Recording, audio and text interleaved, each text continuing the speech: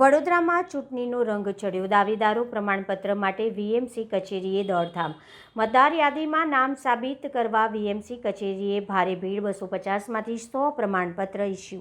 વડોદરા મહાનગરપાલિકાની આવનારી 2026ની સામાન્ય ચૂંટણીને લઈને રાજકીય માહોલ દિવસે ને દિવસે ગરમાતો જઈ રહ્યો છે. શહેરની ચૂંટણી શાખા કચેરીમાં આજે સવારથી જ દાવેદારોની અવરજવર વધી ગઈ હતી. ઉમેદવારો મતદાર તરીકે નોંધાયેલા હોવાની પુષ્ટિ મેળવવા માટે જરૂરી પ્રમાણપત્ર લેવા મોટી સંખ્યામાં પહોંચ્યા હતા. આ પ્રમાણપત્ર ખાસ કરીને તે દાવેદારોને આપવામાં આવે છે જેમનું નામ મહાનગરપાલિકાની 2026ની મૂળ અથવા પુરવણી મતદાર યાદીમાં સંબંધિત વોર્ડના વિભાગ નંબર 5માં નોંધાયેલા હોય.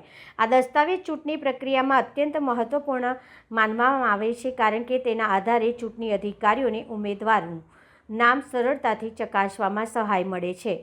ચૂંટણી વિભાગના જણાવ્યા અનુસાર અત્યાર સુધીમાં આશરે 250 જેટલી અરજીઓ પ્રાપ્ત થઈ છે, જેનામાંથી લગભગ 100 જેટલા પ્રમાણપત્રો ઇસ્યુ કરવામાં આવે છે.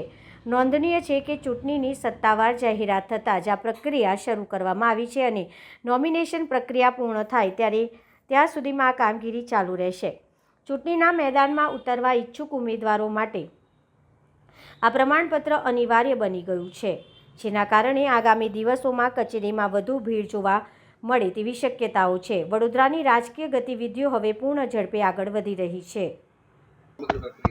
રાજ્ય ચૂંટણી પંચ આયોગ તરફથી જે ચૂંટણીની જાહેર થઈ છે વડોદરા મહાનગરપાલિકાની, એમાં નોમિનેશન ફોર્મની પ્રક્રિયા મુજબ વોર્ડ મતદાર યાદીમાં નામ દાખલ છે કે નહીં એનું પ્રમાણપત્ર ઇસ્યુ કરવાનું છે. એની પ્રક્રિયા હાલમાં ચાલે છે. પ્રમાણપત્ર ઇસ્યુ કરવા માટે કઈ બાબતો ચકાસવામાં આવે છે? પ્રમાણપત્ર મતદાર યાદીમાં જે વોર્ડમાં નામ હોય એનો અનુક્રમ નંબર અને ભાગ નંબર ચેક કરવામાં આવે છે અને ખાતરી કરીને પ્રમાણપત્ર આપવામાં આવે છે. આ પ્રમાણપત્ર કેટલું આવશ્યક છે મેળવવું દાવેદારો માટે? દાવેદારો માટે એટલે જ્યાં ચૂંટણી પંચના જે અધિકારી છે આરોગ્ય, એ લોકોને થોડી મતદાર યાદીમાંથી નામ શોધવામાં સરળતા રહે અને એનું જે જરૂરી છે તે રજૂ કરવાનું હોય છે. આ પ્રક્રિયા ક્યારથી શરૂ થઈ અને કેટલા દિવસ ચાલશે? આ પ્રક્રિયા જ્યારથી ચૂંટણીની જાહેરાત થઈ છે ત્યારથી ચાલુ થયું છે અને ચૂંટણીની નોમિનેશનની પ્રક્રિયા પૂરી થશે ત્યાં સુધી આ ચાલશે. અત્યાર સુધી અંદાજિત કેટલી અરજીઓ આવી છે અને કેટલા પ્રમાણપત્ર ઇસ્યુ થઈ ચૂક્યા છે? અંદાજે 200 થી 250 આવ્યા છે અને 100 થી ઇસ્યુ થઈ ગયા છે. તૈયાર છે અમારી પાસે. જેમ જેમ આવે તેમ તેમ અમે આપીએ છીએ.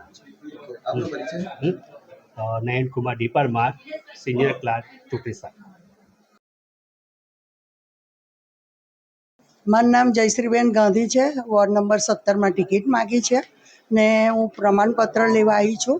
મારા બૂથમાં નામ છે, અનુક્રમ નંબર કયો છે એ બધું ને મને પ્રમાણપત્ર આ લોકોએ પરમ દિવસે આવેલી મને મળી ગયું છે. પ્રમાણપત્ર